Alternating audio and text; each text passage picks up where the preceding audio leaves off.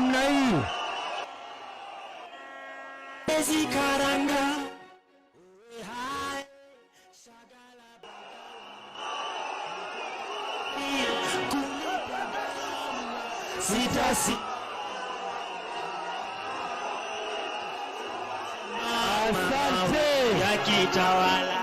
Asante. Sasa mimi baba, utanipa ruhusa kabisa niweze kutoa lile dukuduku liloko katika roho yangu. Lisilo na budi utendwa, sio? Mimi nataka kuambia, nataka sauti yangu iweze kubebwa na kila mmoja. Ukiona Wakenya, asante. Ukiona Wakenya wanataka na wako tayari kwa jambo lolote, si kwa kutaka kwao, lakini hakuna ambaye yuko radhi kuona mtoto wake analala njaa ilhali yeye Mwenyezi Mungu amempa uwezo wa kujaribu kufanya kazi.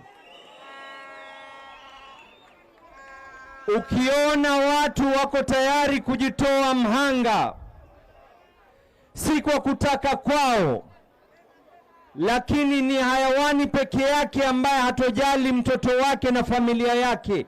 Hawa wote walioko hapa wanataka kujua bei ya chakula iweze kushuka katika hii Kenya. Lazima tuambianeni ukweli. Nisipotaja nitakuwa nimewadhulumu. Mimi nimeona na nataka kutaja mambo kadhaa. La kwanza, hapa nimeona wameleta kampuni ya serikali, Kenya National Trading Corporation, na wakasema hii Kenya National Trading Corporation wakapatia watu wao biashara ya kuweza kuleta bidhaa bila kulipa duty ya aina yoyote. Pesa haya, mambo ya poti tutayataja. Mwache ingie, mwache ingie. Haya, huyu hitaji bodyguard kweli? Karibu. Haya, mimi nataka kuambia Kenya National Trading Corporation, mimi naomba wabunge na maseneta wakifika bunge na seneti waulize maswali mawili. Kwanza, mashirika haya yaliyopatiwa kuleta bidhaa hizi yalichaguliwa vipi?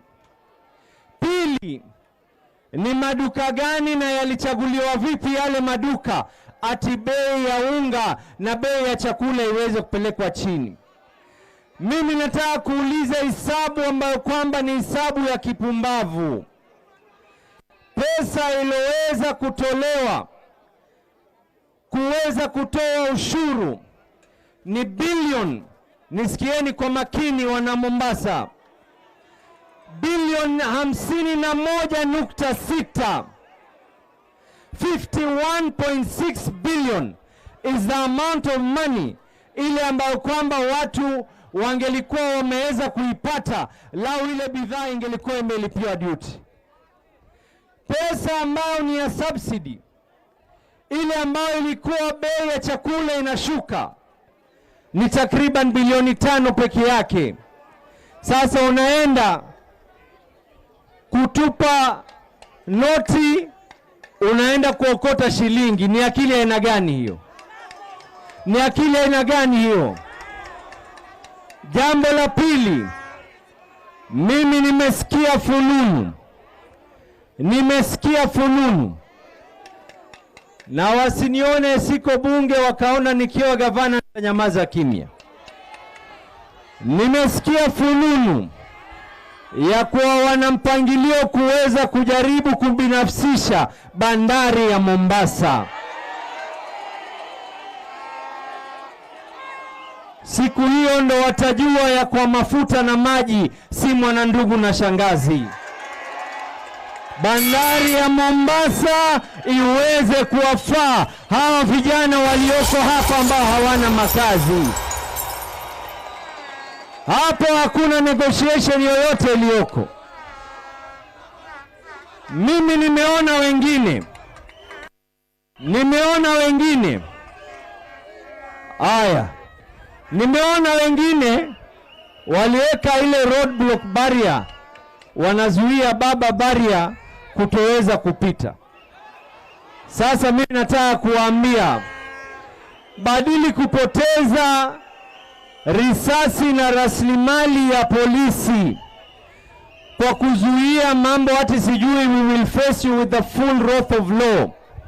Hapa Mombasa tuna tatizo la madawa ya kulevya. We are now demanding you muende mukawashike wale wenye kufanya hii kazi ya madawa ya kulevya katika mji huu. Tunataka hapa, madawa ya kulevya ni zaidi ya banditry, ni zaidi ya ugaidi. Vijana wetu wameweza kuumia. We are now demanding hawa mapolisi ambao walikuwa waekwe ati sijui kuzuia nani na nani, wapelekwe waende wakatoe wale walanguzi wa madawa ya kulevya. Mimi nataka nikimalizia na regelea tena, hakuna anayetaka damu imwagike. Hakuna anayetaka mambo ya kuweza kuleta fujo na ghasia. Hakuna ambaye anayetaka kuweza kuona nchi inachemka.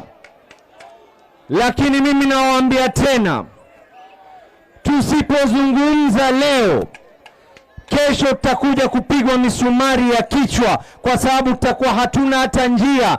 Wacha ule unga, hata hiyo sufuria tutashindwa kuinunua kesho. Kwa kunyosha mkono, wangapi wanakubali ya kuwa tuko nyuma ya Raila, Amolo, Odinga? Baba, karibu uongee na watu wa Mombasa.